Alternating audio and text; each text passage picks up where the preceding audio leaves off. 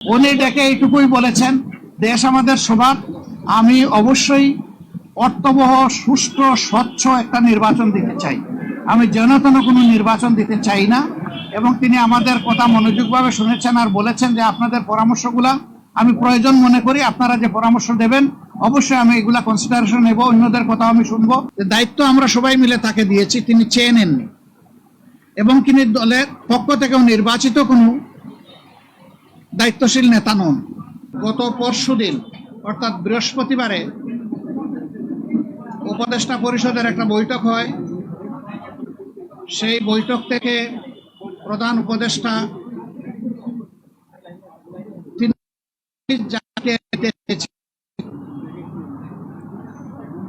তিনি সেটা দেননি, কিন্তু এই কথাটা খুব দ্রুত সমাজের সব দিকে ছড়িয়ে পড়ে, যার কারণে সমাজে একটা অনিশ্চয়তা, আশঙ্কা, আতঙ্ক দেখা দেয়।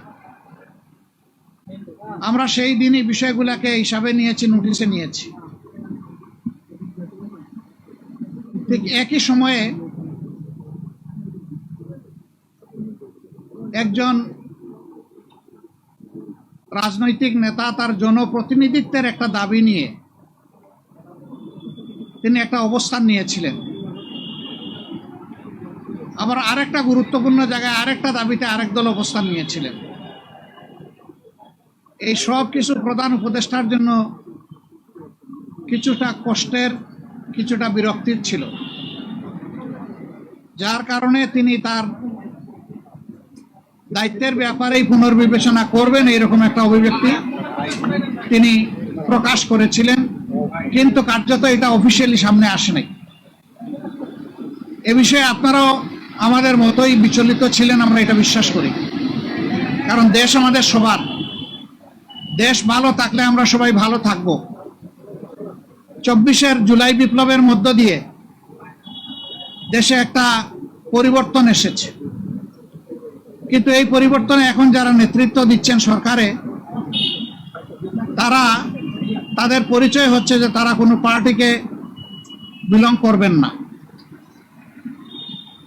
এটা হওয়া উচিত, কিন্তু এখানেও কিছু ব্যতিক্রম ঘটেছে।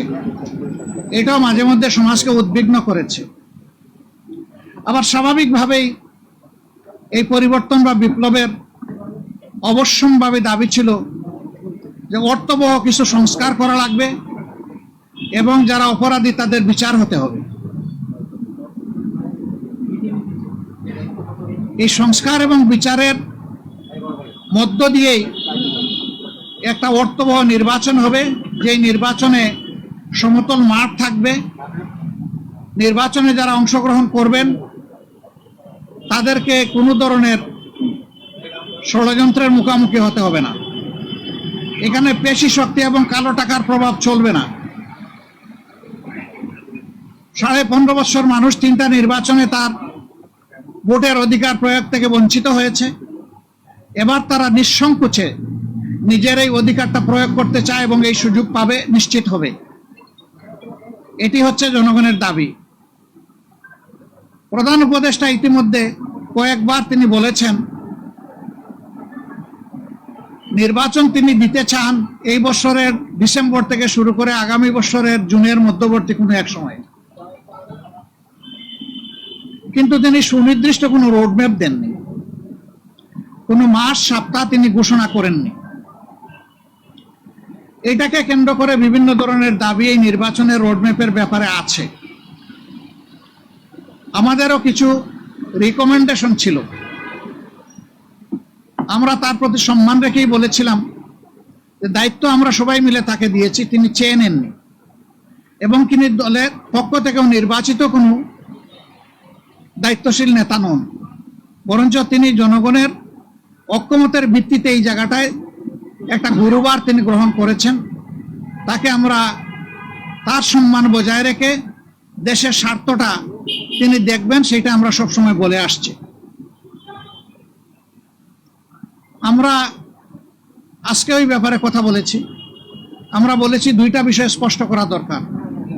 একটা, নির্বাচনটা কখন হবে, আপনি যে সময়সীমা দিয়েছেন এর ভিতরেই জনগণের কোনো ধরনের বড় ভোগান্তি না হয়ে একটা কমফোর্টেবল টাইমে এই নির্বাচনটা হওয়া উচিত আমরা মনে করি। আর 2 নম্বর আমরা বলেছি এই নির্বাচনের আগে অবশ্যই সংস্কার এবং দৃশ্যমান বিচারের কিছু প্রক্রিয়া জনগণের সামনে আসতে হবে। সংস্কার শেষ না করে যদি কোনো নির্বাচন হয়, এই নির্বাচনে জনগণ তাদের প্রত্যাশা পূরণ করতে পারবে না। আবার সংস্কার করা সম্ভব না। মাত্র 5টা সুনির্দিষ্ট বিষয়ে তারা হাত দিয়েছেন, এতটুকু নিষ্পত্তি হওয়া উচিত সন্তোষজনকভাবে।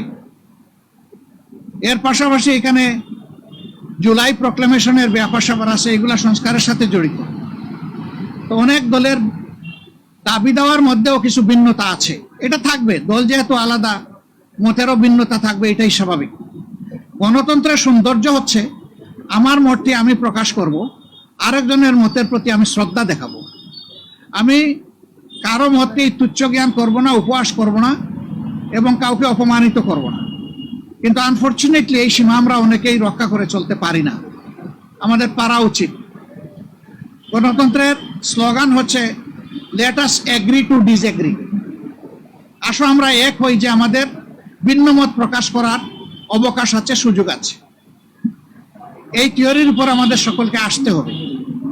আমরা বিশ্বাস করি সমস্ত দলই দেশকে ভালোবাসে।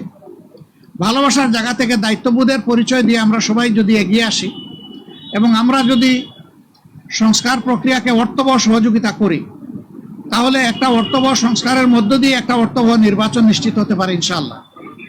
আমরা সেই দিনটির অপেক্ষায় আছি। সমাজে যে অস্থিরতা দেখা দিয়েছিল এই বিষয়টাকে কেন্দ্র করে, প্লাস বিভিন্ন ব্লকেটকে কেন্দ্র করে আপাত দৃষ্টিতে তা কিছুটা কেটেছে। আমরা এর স্থায়ী নিষ্পত্তি চাই এবং আমরা মনে করি যে 2টা রোডম্যাপ ঘোষণা করলেই তার অনেকটাই সমাধান হয়ে যাবে। একটা হচ্ছে সংস্কারের রোডম্যাপ, আর একটা হচ্ছে নির্বাচনের রোডম্যাপ। এই 2টাই অতীব গুরুত্বপূর্ণ বলে আমরা মনে করি। আপনারা আজকে এখানে এসেছেন, আপনারা ইতিমধ্যে বিএনপির বন্ধুরা এসেছেন, তাদের কথা আপনারা শুনেছেন, আমাদের কথা আপনারা ধৈর্য ধরে শুনলেন। এই জন্য আমরা আমাদের পক্ষ থেকে আপনাদের প্রতি কৃতজ্ঞতা জানাই এবং ধন্যবাদ জ্ঞাপন করি। আমি মহোদয় আপনাদের সাথে আমাদের আরো অনেক দেখা হবে, কথা হবে ইনশাআল্লাহ। আজকে আরো হয়তো আপনারা কথা শুনবেন, আরেকটা দল তারা ঢুকেছেন, তারাও বের হলে তারা তাদের কথা বলবেন। আমরা দেশকে আমাদের ভালোবাসার জায়গা থেকে, বিবেকের দায়বোধের জায়গা থেকে যেটা উত্তম মনে করি সেই ব্যাপারে কাজ করতে আমরা দৃঢ় প্রতিজ্ঞ। ন্যায় এবং সত্যের পথে আমরা অবিচল থাকব, দেশের স্বার্থটাকে আমরা বড় করে দেখব, এটি হচ্ছে আমাদের অঙ্গীকার। আপনাদের সবাইকে ধন্যবাদ।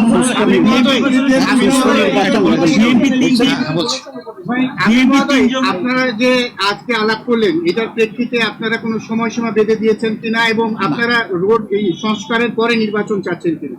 অবশ্যই সংস্কারের পরে সবাই নির্বাচন চায়, আমরা শুধু এর আগের দল বলেছে যদি তারা নির্বাচন ক্ষমতায় যায় তাহলে তারা সংস্কার কন্টিনিউ করবে এবং আওয়ামী লীগের বিচার কন্টিনিউ করবে। আপনারা কি এটা বিএনপি কখনো কখনো বললে, তারা কিন্তু বারবার এখনো বলছে যে আমরা সংস্কারের বিরোধী নই, তবে নির্বাচনের রোডম্যাপটা আমরা চাই সুনির্দিষ্টভাবে, সেটা তো আমরাও চাই।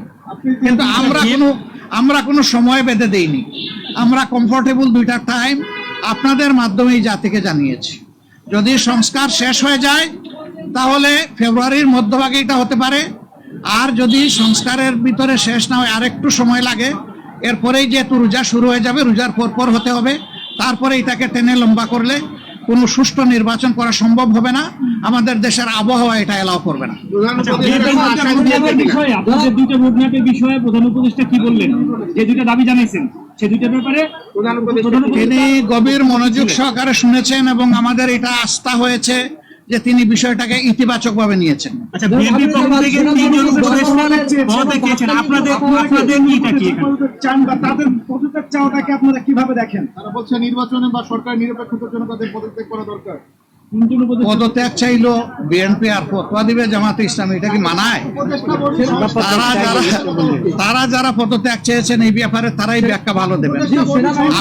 আমরা কারোই কোনো পদত্যাগ চাইনি এবং এই সময় আমরা যখন ওই রকম প্রয়োজন অনুভব করব তখন আপনাদের মাধ্যমে জানাই দেব।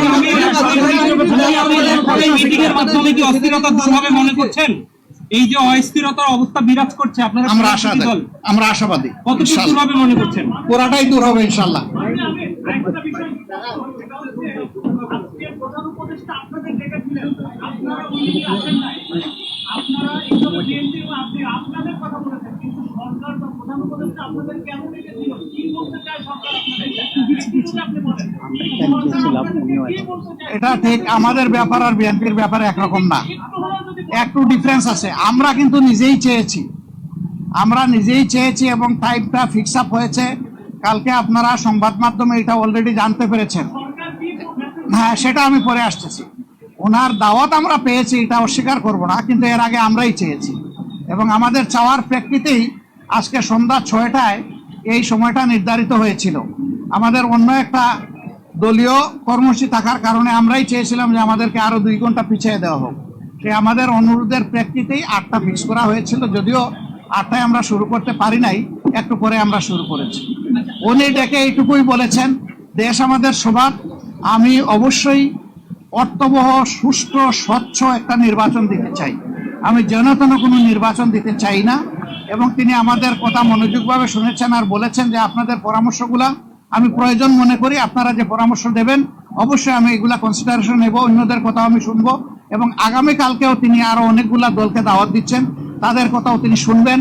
সবার কথা শোনার পরে তিনি আশা করি তার একটা সিদ্ধান্ত তিনি ম্যাচিউর করবেন। সবাইকে ধন্যবাদ, অনেক অনেক ধন্যবাদ। আরো দেখা হবে, সাংবাদিক বন্ধুদের সাথে আরো অনেক দেখা হবে। আসসালামু আলাইকুম রহমতুল্লাহ।